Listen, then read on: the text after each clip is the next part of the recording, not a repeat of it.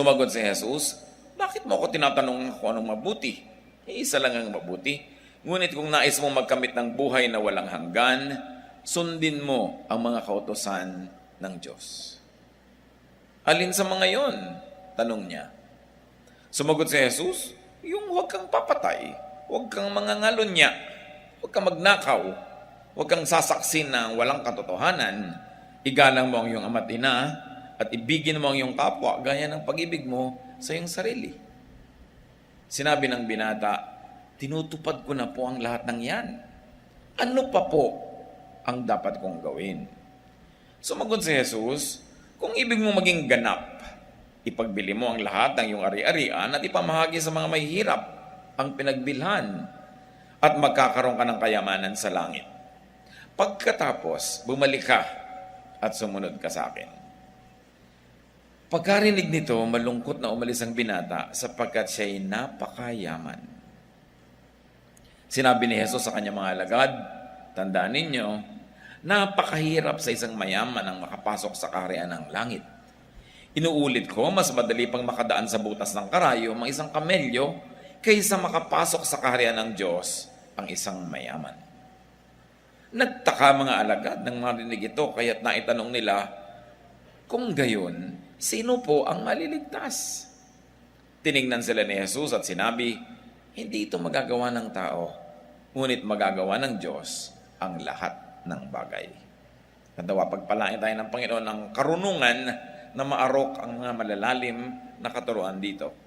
Matthew 9:16, a man came to Jesus and asked, Teacher, what good thing must I do to have eternal life? So ang issue niya, eternal life. Sinabi sa Tagalog, buhay na walang hanggan. Eternal life, naturally, superficially and instantly means life after death. Yan agad ang una-una natin ipapakahulugan pag sinabing eternal life. Yung pag namatay ka, mabuhay pa muli ang iyong espiritu at patuloy kang sumama sa Diyos. But life beyond the grave is automatic. Talaga namang may buhay pa eh. Hindi naman namamatay ang tao, magkakaiba lang ng pinupuntahan, pero hindi naman talaga namamatay. So anong tinutukoy ng taong ito? Why should the religious man concern himself with that? With something that is automatic. And according to his own standards, he had no problem with being saved because he was obeying all the commandments. According to the standards of the time, yun ang paraan para matuwa sa iyo ang Diyos. Ecclesiastes 12:7, so our bodies return to the earth and the life-giving breath returns to God. Our English verses are being taken from the contemporary English version. But let's see what the New International Version says on the same verse.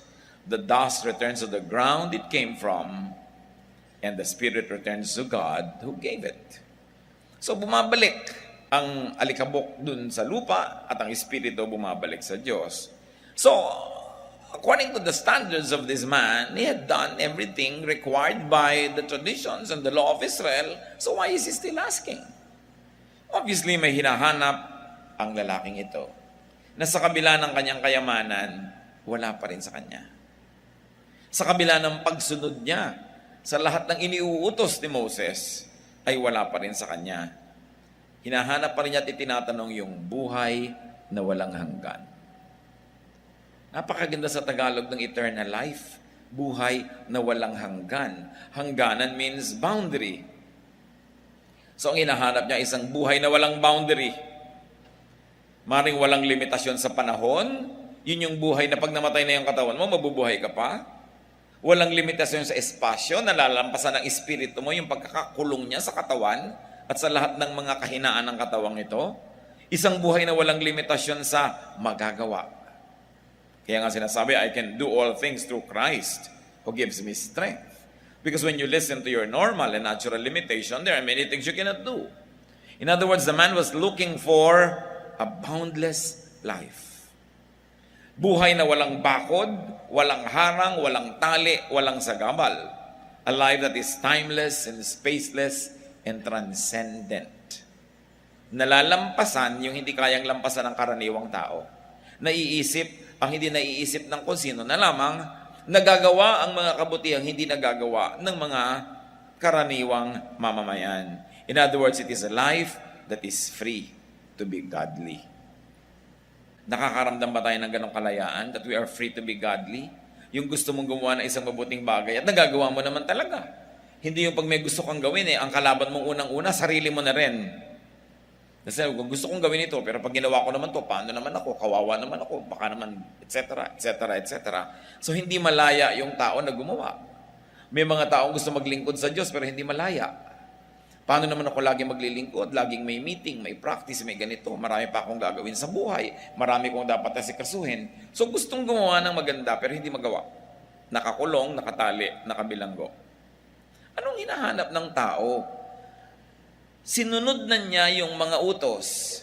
Hindi naman sinabi ni Jesus, binobola mo naman ako, hindi mo naman sinunod Hindi naman siya kinontra. Sinusunod daw niya. Tapos ang yaman-yaman niya, ano pang gusto niya? He was looking for eternal life. Could he be looking for life in the spirit and not only in the body? Yung nararamdaman niya na yung espiritu niya buhay, hindi lang meron siyang relihiyon, meron siyang pinaniniwalaan, meron siyang membership, meron siyang attendance sa church, kundi ramdam niya, buhay yung espiritu sa kanyang puso. At yung buhay na ipinapamuhay niya, isang buhay na bagamat narito sa katawan, ay isang buhay na lampas sa katawan. Nalalampasan yung desires, nalalampasan yung selfishness, nalalampasan ang mga takot. Maraming nararating. Galatians 5:16-17, if you are guided by the Spirit, you won't obey your selfish desires. The Spirit and your desires are enemies of each other. They are always fighting each other and keeping you from doing what you feel you should. So kung tayo may Biblia, may alam sa Biblia, naniniwala sa Biblia, sa salita ng Diyos, pero hindi mo magawa-gawa at yung kabaligtaran ng ginagawa mo, your life is not a life in the Spirit. It is a life in the flesh. Pero dahil may nakatanim na Espiritu sa iyo, nakatanim na salita ng Diyos, alam mo kung ano yung kulang. Alam mo kung ano yung mali, alam mo kung ano yung lihis. At maaaring itong hinahanap ng taong ito. Kaya sa kabila ng pagsunod niya sa lahat ng mga religious teachings, at sa kabila ng kayamanan niya dito sa lupa, sa katawan, may hinahanap. Could the man be being bothered by this conflict? That what he likes to do and what he does are two different things? And he's looking for this boundlessness, yung kawalang hanggan? Ang tinutukoy lang ba niya ay yung buhay pag namatay na ang katawan o yung buhay habang nandito sa katawan na ito, pero parang hindi mo nararamdaman naman na may buhay ka? Para ka lang nag-i-exist but you don't have a life. Kaya yung isinisigaw ng mga Pilipinong mabuhay, napakagandang greetings. Don't just live, get a life. Don't just be a Christian, be on fire with the Spirit. Don't just be a believer of God, be somebody who is able to do what God wants you to do and what your spirit wants to do but your body doesn't want to do. Anong hinahanap niya? Spiritual life while in the body. Totoo naman, may spiritual life ang mga believers after the body decays and after the body dies. Pero paano yung spiritual life while here, now? Sabi ng Panginoong Jesus, I came that you might have life and have it to the full, to have it abundantly. Hindi lang in the next life, but here also. Romans 12:1, dear friends, God is good. So I beg you to offer your bodies to Him as a living sacrifice, pure and pleasing. That's the most sensible way to serve God. Ano daw ang pinakamaayos sa paraan ng paglilingkod? Na yung katawan mo, ibigay mo sa Diyos bilang buhay, hindi bilang patay na handog. Na pinaglilingkuran mo ang Diyos sa pagsasalita, sa pagkilos, sa paggawa, sa pag-iisip, habang buhay ka. By going through the motions of life, you serve God in every phase of everything you do as a living person. So yan ang pinakamatahimik, pinakamatalino at pinakatamang paglilingkod. Na si Kristo, na wala ngayong katawan dito sa lupa, makakilos sa pamamagitan ng katawan mo. Kaya ikaw ang katawan ni Kristo. Di ba yun ang church? Katawan ni Kristo. Ikaw ang templo ng Espiritu. Ibig sabihin, nakatira sa iyo yung Espiritu. So yung Espiritong invisible, dahil sa iyo, nagiging visible sa iba. Yung espiritu na inaudible because of you when you speak, para na rin nadidinig nila ang espiritu. Si Kristo ngayon na walang physical na kamay, dahil sa kamay mo, sa tinutulungan mo, ginagawa mo, nararamdaman ng iba yung pag-ibig, haplos, tulong, pag-akay ni Jesus. Because you are a living sacrifice. By being a living sacrifice, you forgo of your own life and you let the life of Christ be in you. Kaya sinasabi natin, Christ lives in me. Sa pamamagitan ko, buhay siya. Kitang-kita, nadidinig. 2 Corinthians 5:7, so always be cheerful. As long as we are in these bodies, we are away from the Lord. So habang pinapakita, habang mas katawan na katawan ka pa, less and less spiritual ang iyong essence. Sabi, habang nandito tayo sa katawan, malayo tayo kay Jesus. Kaya nga ang comfort natin, pag yung tao iniwan na yung katawan, bangkay na lang, nawala sa katawan, pero nasa Panginoon. Hindi naman yung andyan sa katawan, kasama natin, masaya, pero kahit nalulungkot tayo, pagka ang believer ay yumaon at sumakabilang buhay, absent in the body but present in the Lord. Kaya mixed feelings ang nararamdaman ng isang taong namamatayan, na yung namamatay alam niyang pupunta sa Panginoon, kasi alam niyang hindi naman natin kasama naman ang Panginoon. At yun ay napakalaking ginhawa at luwag ng dibdib. Pero, unawain natin ang kahulugan nun. The more physical you are, the less spiritual. Sabi, the more of the body, the less of the spirit. Ano kaya ang kailangan ng mayamang taong yon? Umalis pa siya sa bahay niya, susunod-sunod siya, may kailangan. Could it be transcendence of the physical and the material world? Kasi kung minsan ang mga kayamanan natin nagiging kulungan, yung bahay mo kuminsan dahil gusto mong bantayan, hindi ka tuloy makaalis. Kuminsan dahil ang kayamanan mo, ang iyong reputasyon, nakulong ka na rin dahil wala ka na magawang iba na baka makasira sa iyong reputasyon. Kuminsan ay ang ating image, which is cherished by many, can become your prison. Ang ibon daw, sabi, ibon man may layang lumipad. Pag kinulong mo, gustong makaalpas. Lalo naman ang espiritu ng tao. Paano ngayon pag ang espiritu ng tao ay nakakulong? Nakulong ka ng pride. Gusto mong sabihin sa anak mo o kung kanino man na mahal kita, I love you, hindi mo magawa kasi yung pride mo won't allow you. Gusto mo makipagkasundo sa taong kaaway mo, hindi mo magawa because your pride is your prison. Gusto mo halimbawang maglingkod, gumawa ng maraming bagay pero mahiyain ka, kinulong ka na ng iyong pagiging mahiyain. Marami tayong kulungan. Kinukulong tayo ng ating gender, kinukulong tayo ng ating social position, kinukulong ka ng job description mo. Ang daming kulungan. Ano kaya ang kulungan nitong mayaman na ito? Naghahanap pa siya ng tunay na walang hanggan na buhay kasi nakakaramdam siya ng maraming hangganan, maraming bakod, maraming pampaliit ng kanyang mundo. 1 Corinthians 15:50, my friends, I want you to know that our bodies of flesh and blood will decay. This means that they cannot share in God's kingdom, which lasts forever. So, sabi, ang katawan na yan, mabubulok. At dahil mabubulok, hindi yan pwedeng makihalubilo, makisama at makipag-isa sa Diyos habang panahon. So, hindi rin natin dapat sobrang ipagluksa. Ang katawan ay nabubulok. Doon talaga yung patungo. At hinding-hindi ka makakalapit ng lubos sa Panginoon habang nakasuot pa yung katawan na yan. Kaya pag tumatanda na yung tao, kuminsan siya nalulungkot, tumatanda na ako, lumalabo na yung mata ko, humihina ang aking tuhod, nagkakaroon ako ng mga sakit. Kasi kung hindi ka naman mangyayari yun, paano ka naman mamamatay? Diba? Paano ka makakalaya? Di nandiyan ka na lang. Hindi ka makakaalis dyan.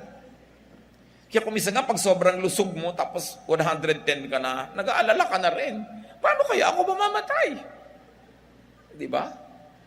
So, pagka nangyayari yon, pagamat may temporary disadvantage, ipinagpapasalamat mo na sabi mo, ay, naku, gumagraduate na yung espiritu ko. Bibigay na yung katawan na to, malapit na.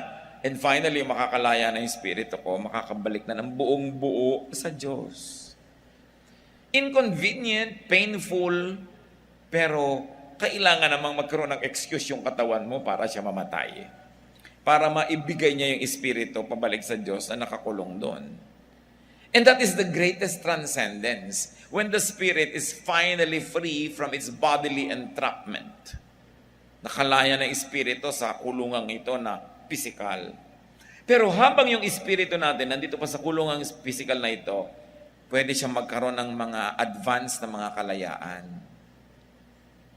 Nakita niyo mga Kristiyano nung unang panahon na pinahihirapan, tinotorture para itatwa si Kristo. Hindi nila itinatwa sukdang ikamatay. Na-transcend nila yung hinihingi ng katawan, ginhawa, kaligtasan, painlessness, natatranscend, nalalampasan. Yung mga missionary na kahit hindi naman mayaman sa sarili nilang bayan, maginhawa naman sila doon dahil bayan nila yon. Mahirap yatang mga ibang bayan, titira ka sa iba lengguwahe, iba pagkain, iba ang klima, ibang kostumbre ng mga tao, pero nalalampasan nila yon, natatranscend. Yung mga tao, mahirap mag-offering Congratulations kung kayo faithful sa tithing. Kung hindi ka spiritual, hindi mo magagawa yan. Every single cell in your body tells you you want or you need this money.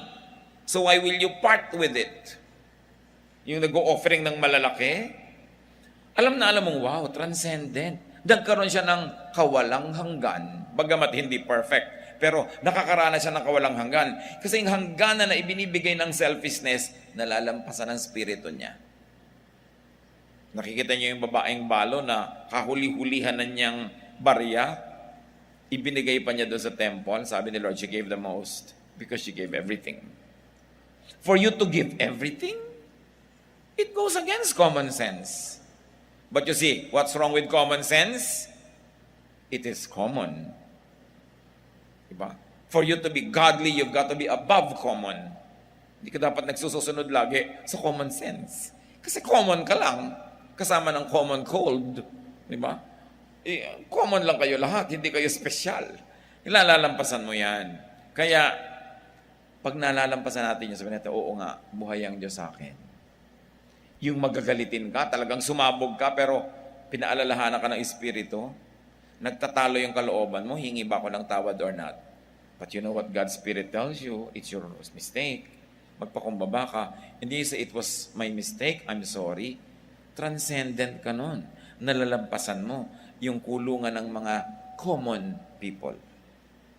Nakakaranas ka na ngayon ng maging espesyal. So, balik tayo sa kwento. Sabi ng Panginoon sa Matthew 19:17, if you want to have eternal life, you must obey His commandments. Ibig sabihin, the commandments of God given through Moses. So, for Jesus, eternal life, life in the Spirit, and spiritual life in the body is in obedience to God's commands. Remember, we have expanded the meaning of eternal life beyond just having life after the body dies, but a buhay na walang hanggan na kahit nandito pa sa lupa, nalalampasan yung mga hangganan. Eternal, boundless, spaceless. Pwedeng mangyari yan kahit tayo physical beings pa lamang dahil meron din naman tayong spiritual being inside of us. So sabi ng Panginoon, sundin mo ang mga kautusan. Matthew 19:18-19, which ones? The man asked. Jesus answered, do not murder. Be faithful in marriage. Do not steal. Do not tell lies about others. Respect your father and mother. And love others as much as you love yourself. Ito ang mga kautusan. Gusto mo magkaroon ng buhay na walang hanggan? Sundin mo to. Gusto mo magkaroon ng buhay pag namatay ang katawan mo? Sundin mo to. Gusto mo magkaroon ng buhay ngayon habang nandito ka pa sa lupa, nasa katawan? Sundin mo rin ito.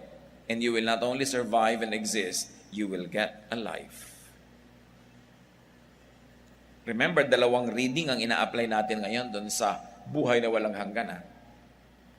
Life after death and life while alive.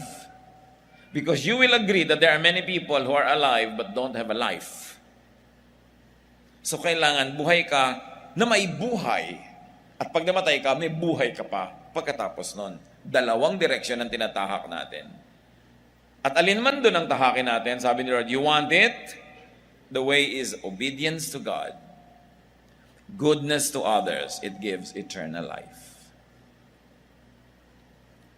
Spiritual life versus materialistic and earthly life being taught by the Lord.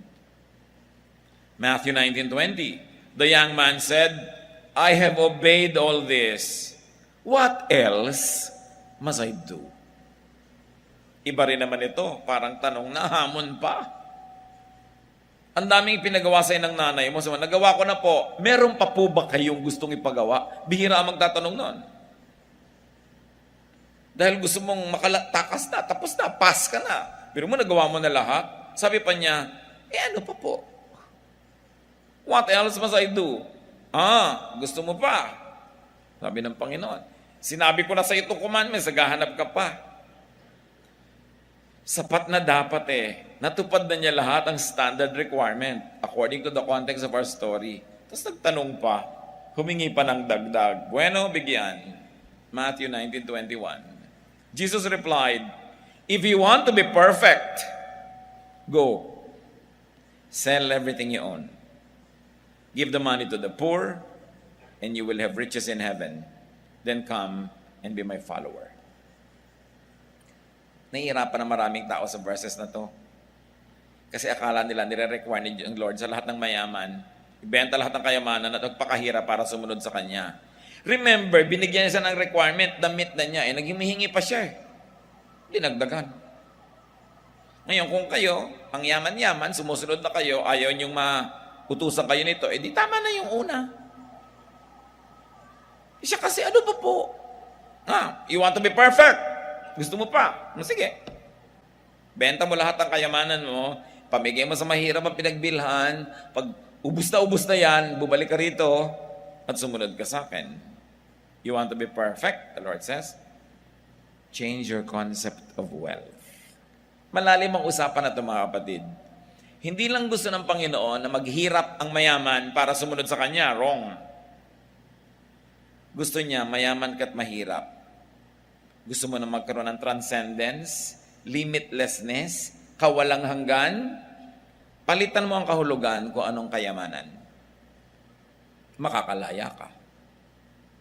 Kung ang kayamanan sa iyo is from material to spiritual, magkakaroon ka ng walang hanggan na buhay. Not only life after death, but more life here. Kasi kahit wala ka ngayong pera, spiritual ka, you feel rich. Di ba masarap na feeling yun? Hirap na hirap ka sa pagpapayaman, hindi mo makamit, pwede mo nang tingilan and concentrate on spirituality and still you don't feel impoverished. Or, ang yaman-yaman mo pero ang hirap-hirap i-maintain, nag-unload ka, nagpamigay ka, lumuwag ang buhay mo, you feel better. You have a better life. Nabawasan ang mga limitasyon mo.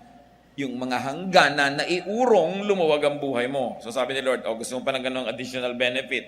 Change your concept of wealth. And change your bank account.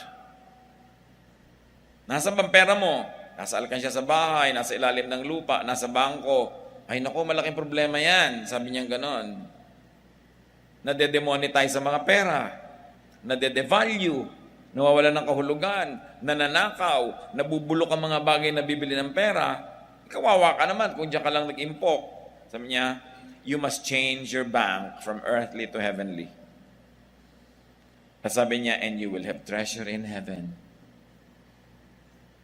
Yun naman kung gusto mo maging perfect, kung gusto mo namang less than perfect, pwede na yung sinusunod mo yung mga commandments. Malalim kasing hinahanap ng taong ito. Obviously, matalino siya. Hindi siya kontento sa gano'n na lang na kaordinaryohan ang kanyang relihiyon. Naghahanap pa siya ng malalalim, malalawak, matataas sa mga bagay. Kaya, dinala siya ng Panginoon into deeper waters. It doesn't mean that everybody will be brought there, but He asked for it. Sinasabi ni Lord, change your station in life. Para mas yumaman ang perspective mo, mas lumalim ang pagkaunawa mo sa buhay, at mas gumaan from rich in money to rich in goodness. Marami kang nakatagong pera, naiinis naman sa lahat ng tao dahil ang damot-damot mo, ipamigay mo sa kanila lahat, mamahalin ka nila. Tingnan mo lang kung alin ang mas masarap magmahal, yung tao o yung pera na nakatago. Pera pa rin. So sabi ni Lord, ibahin mong concept mo. You want perfection, you want to be perfect, eto pa, lampasan mo yung iba. Change your affiliation from an independent businessman to my disciple. Gusto mo yun? Sabi ni Lord. Hindi ka naman pwede na mag-maintain ng mga kayamanan mo, tapos disciple kita. Ito yung meron tayong mission. Hindi ka pwede may meeting. Hindi ka pwede may overtime. Hindi ka pwede may delivery. Hindi ka pwede may production. Kailangan bitawan mo lahat yan para ka maging disciple ko. Alam nyo, sa biglang tingin, lalo kung ngayon mismo kayo tinatawag na disciple, bibitawan mo lahat, susunod ka, parang ang hirap gawin. Pero pag pinalayo mo yung paningin, tulad yan, binabalikan natin yung kwento, mahigit 2,000 taon na lumipas, dumadali ang desisyon. I won't ask for a show of hands, pero sino sa inyo magsasabing, mali naman ang desisyon ng lalaki, pinili yung kayamanan niya kaysa maging disciple. Ask na nga ako, sino nagsasabing mali yung desisyon na yun? Wala. Sino sa inyo ang magsasabing mali yung desisyon, dapat nag-disciple na lang siya? Who really thinks so? Huh? Bakit parang nahihiya kayong itaas? Okay? Alam natin. Alam niyo kung ba't madali nang isipin yan? Kasi malayo na yung panahon eh. Pag malapit kasi nakakalito. If this man did not go back to Christ and held on tenaciously to his money, he would have died. Maybe 10, 15, 20, 30, 50, 60, 70 years later. But nevertheless, he would have died. Right? At kung siya napunta sa impyerno, mga kapatid, 2,000 taon na siya doon. Mananatili pa siya doon in the next 2,000 years, in the next 2 million years, in the next 2 trillion years, forever. Kaya sabi niyo ngayon, madaling makita ko anong mahalaga pag inilayo mong pananaw. What is not important 10,000 years from now is not important. What is important is that which lasts forever. And that is the kingdom of God, the reign of God in your heart, the Spirit of God living in you. Treasures in eternity, not treasures on earth. Pero pag lumapit ka, yung ngayon mismo, mahirap bitawan yan. Kaya tinuturo sa atin yung kasaysayan. Yung perspective of time gives you a lot more intelligence to make a good choice. That's why you learn from history. You learn from what happened in the past. The Lord did not initially require this selling of goods and giving to the poor, but the man asked for more. Those who seek for more will definitely get more from the Lord. But to whom much is given, much is required. Yung ibinibigay ng Panginoon sa kanya, discipleship, is there anything nicer or greater than that? Pero malaki din yung kapalit. Bitawan mo lahat yung hawak mo. Remember, it's not being asked of everybody, but he asked for it. Sila Peter, sabi ni Lord, come and follow me. Pagtigil ng bangka nila sa pampang, iniwan nilang isda, ang lambat, ang bangka, sumunod sila kay Jesus. Sabi nila kay Lord, Lord, we have left everything to follow you. Up till now, we talk about these guys. And we still talk about the guy that left sad. Buong lungkot, nakayuko, na umalis ang taong ito kasi hindi niya maatim na sundin yung ipinagawa sa kanya. Anong malay mo kung pagliko niya sa kabilang kanto, may nang hold up na sa kanya at pinatay na siya? Na-enjoy pa niya kayang-kayamanan na yon. Napilit niyang iginiit na ang kinin. Imbes bitawan para yung kamay niya lumuwag at makahawak siya sa Panginoon. Matthew 19:22. When the young man heard this, he was sad because he was very rich. Isipin mo, aalukin ka ng Panginoon na sumunod sa Kanya, lungkot ang nararamdaman mo, imbes saya, kasi hindi niya mabitawan. Tatanong-tanong pa kasi. Matthew 19:23-24. Jesus said to His disciples, papaliit ng papaliit yung lalaking lumalayo. Sa kanilang paningin, lumiliit. Jesus said to His disciples, it's terribly hard for rich people to get into the kingdom of heaven. In fact, it is easier for a camel to go through the eye of a needle than for a rich person to get into God's kingdom. Isa na naman itong madalas ma-misinterpret. Na parang ginagawa nilang literal lang, pag mayaman ka, mahirap maligtas. Mahirap din naman maligtas yung mahirap. Diba? Pareho lang. But what Jesus was trying to say is that it's terribly hard for rich, or for proud, or selfish, or anxious, or materialistic, or idolatrous people to get into the kingdom of heaven. Bakit naging idolatry ang topic? Diyos na ng tao yung pera niya. Mahirap bang isipin? Ito ang anak ng Diyos, kilala naman niya, kaya siya lumapit. Tinatawag ka, sumama ka sa akin, itong gawin mo, tinanggihan niya, kasi may iba siyang Diyos. Kaya sinasabi sa Bible, you cannot serve God and money. It doesn't mean that if you are serving God or you love God, you will not have money anymore.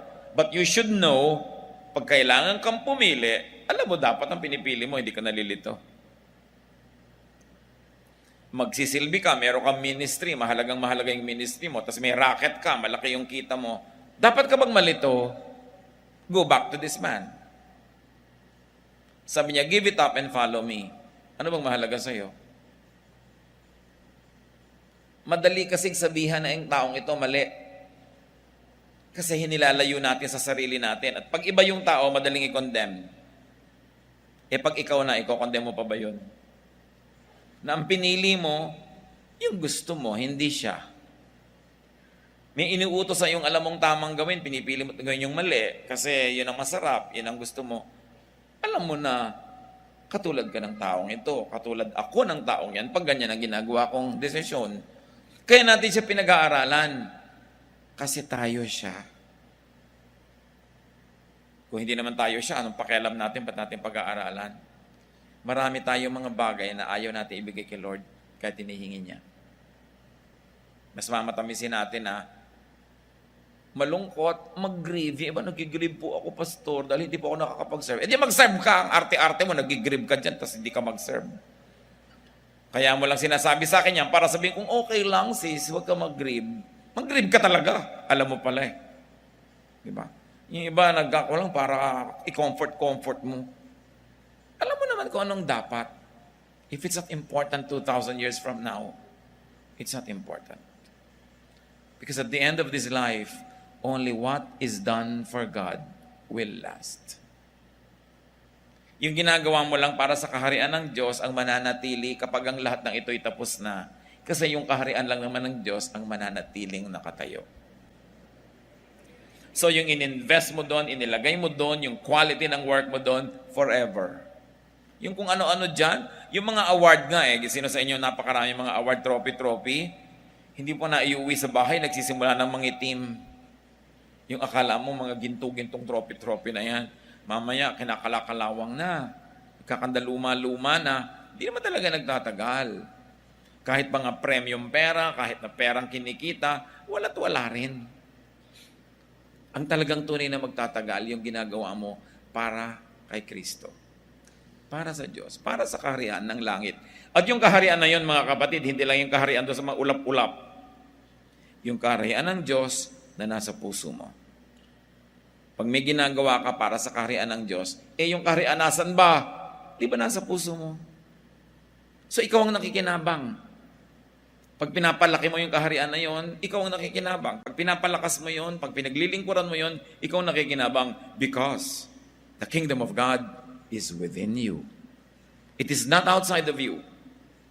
Pag ang kaharian ng Diyos ay pinagkaitan mo, pinagdamutan, ikaw din ang malulugi. Because the kingdom is in you. Paano mo pwedeng tikisin yun na hindi ikaw ang nalulugi? Kaya dapat lang malinaw na pag-iisip, huwag tayong nadaraya. Money, the search for it, fame, romance, anything can be an idol.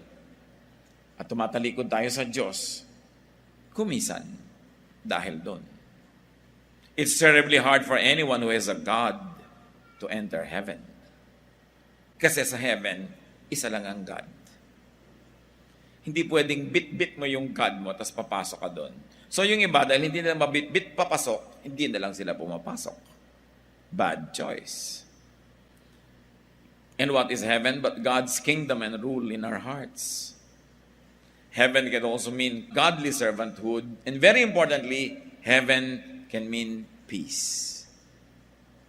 Pagpayapa ang loob mo, mga kapatid, heaven yon. Embassy of heaven, advanced party ng heaven, sample of heaven. Kung sa palagay nyo ba, payapa at tahimik tiwasay yung lalaking ito, maghahabol pa kay Jesus, magtatanong pa? Hindi siguro. May bagabag, mayroong problema, meron siyang hindi mapakaling espiritu. Kaya naghahanap.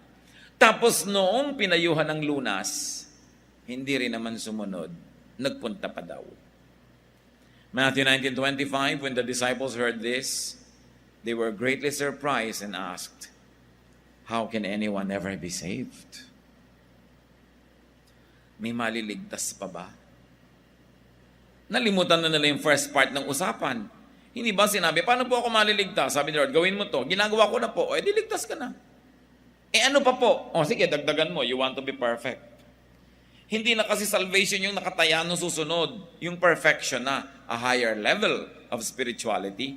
A higher level of godliness. But when people say, how can anyone be saved? Saved from what? Ano ba talaga pinag-uusapan natin? Saved from hell that is to come? Saved from hell on earth that is here now? In life now? Or all of the above? Pagka kasi mga kapatid, ang lagi lang nating inisip sa salvation ay yung buhay pag namatay na yung katawan mo, liliit ang pananaw mo. Nawawala yung salvation here and now. Na maligtas ka, hindi lang sa impyernong darating pa, kundi sa mga mumunting impyerno ng araw-araw na buhay. At pag sumusunod ka rin sa mga utos ng Diyos, pati yun, mawawala. Magkakaroon ka rin ng buhay na walang hanggan. Yung hangganan ng happiness mo, umuurong, nawawalan ng hanggan. Minamahal mo yung mga magulang tulad ng inuutos ng Diyos, maraming himalang nagaganap sa iyong buhay. Hindi ka nagtataksil sa iyong asawa, may napakalaking impyerno yung magtaksila, ang laking problema yan. Yung inililihim-lihim mo, tinatago-tago mo, gusto mo magkaroon ng sideline para yung kita mo na alam ng misis mo, buong-buong maibigay mo sa kanya at magkaroon ka ng extra pambigay naman kay isa pa. Diba? Hindi naman siya madali. So, nagkakaroon ka at umiimbento ka ng mga impyerno sa iyong buhay. Kasi sabi ni Lord, you want heaven there and here, maging tapat ka sa asawa mo. Igalang mo ang iyong ama at ina. Sumunod ka sa mga kautusan ng Diyos, makita mo, matitikman mong langit kahit buhay ka pa. Kasi pwede mo rin matikman ng impyerno kahit buhay ka pa rin. Dalawa kasi ang mukha ng impyerno, yung there and here, ganun din yung heaven. At yung mga talagang lumalapit sa Panginoon, here and there, may heaven. Pero may premium. Merong kang isasakripisyo. Because you cannot have everything. Matthew 19:26, Jesus looked straight at them and said, "These are some things that people cannot do, but God can do anything." Ibig sabihin ng Panginoon, pinoproblema nyo kung paano maliligtas sa impyerno ngayon at sa impyerno doon. Paano magkakaroon ng buhay na walang hanggan dito at doon. Tapos sinasabi nyo, unachievable, impossible, hindi pala magagawa ng tao. So niya, oo nga, pero magagawa ng Diyos. So ibinalik pa rin sa Diyos ang usapan. Magtiwala ka at siya ang gagawa. Ang hinihingi lang natin sa atin ng Diyos, mga kapatid, hindi naman performance, faith. But of course, faith that performs because it believes. Pero a performance that is never perfect, performance na kulang at kulang, pinaperfect na lang ng pag-ibig ng Diyos. Pero dapat naman, bibigyan mo ang Diyos ng pe-perfecten, hindi ka zero. May ibig ka, naglilingkod ka, nagsasakripisyo ka up to a point, at yung kulang mo, pinupuno ng pag-ibig ng Diyos. Sabi niya, hindi nyo talaga kaya yan. Diyos ang gagawa. Sa ipagkatiwala. Pero, gawin mo ang kaya mo. Kasi may magagawa ka naman, hindi naman lahat, hindi mo pwedeng gawin. With God, everything is possible. No, why did the man ask for more? Maybe he still felt inadequate. Maybe may kulang. Ano ang kulang sa atin? Kailangan natin ng Diyos. Kaya nga pag ang tao maraming problema, dumadala sa mag-church. Humahaba ang mga dasal. Lalo't nanganganib ang buhay. Subukan nyo na napakasaya, napakaginhawa. Umiiksi yung mga dasal. No? Kakalimot sa mga tungkulin. May kulang ka, kaya nga lumalapit sa Diyos. Kaya yung taong yan lumapit. Kaya tayo, mga nag-church, mga kapatiran, mga umate ng mga Bible study, we should be compassionate to one another. Pag may dumadating, huwag yung kinikriticize mo kung ano sinasabi mo. Sabi mo, ano kaya ang pinagdaanan ng taong itong nilampasan para lang makarating ngayon? Ano kaya ang pinagtagumpayan niya? May pamasahe kaya siya o wala? Gumawa lang ng paraan. Pinipigil ba ng asawa ito? Nagtago lang tumakas? Pinipigil ng magulang? May sakit ba? Siya? May sakit ba yung mga mahal niya sa buhay? Nagkakasunog kaya sa kanila nung umalis siya pero umalis pa rin para mag-church? Hindi mo alam kung anong bit-bit at buhat ng tao. Kaya bawat isang tao nakikita mong lumalapit sa Panginoon, sa mga gawain ng Panginoon, dapat ipinagbubunyi, ipinagdiriwang, tinutulungan. Hindi yung minsan pinapahirapan natin sa kapwa natin na lumapit sa Panginoon. Kasi lahat tayo may pagkukulang. At ang maganda doon, iba-iba man ang pagkukulang natin, isa lang ang sagot, ang Panginoon. Siya pa rin. Wala namang iba. So anong kulang natin? Ang sagot, kaya yan ng Diyos. Ang ganda ng tanong ng mga disciples, sino ngayon ang maliligtas? Paano yan? Wala na yatang makakakaya. Sabi ni Lord, kaya yan ng Diyos. Kasi kaya nga siya taga-pagligtas. Hindi naman ikaw yun siya. Kaya umasa ka sa Kanya, lumapit, at kung may pinapagawa, gawin mo. Siyempre, kailangan nagko-cooperate ka. Do your best, but rely on God's kindness. Take care of your eternal life. Huwag niyo ipinagpapalit sa mga mumurahing mga bagay na sasandali lang. You want your eternal life in heaven, but you also take care of your other eternal life, your life here. Yung kawalang hanggan, kahit nandito sa mundo na maraming hangganan.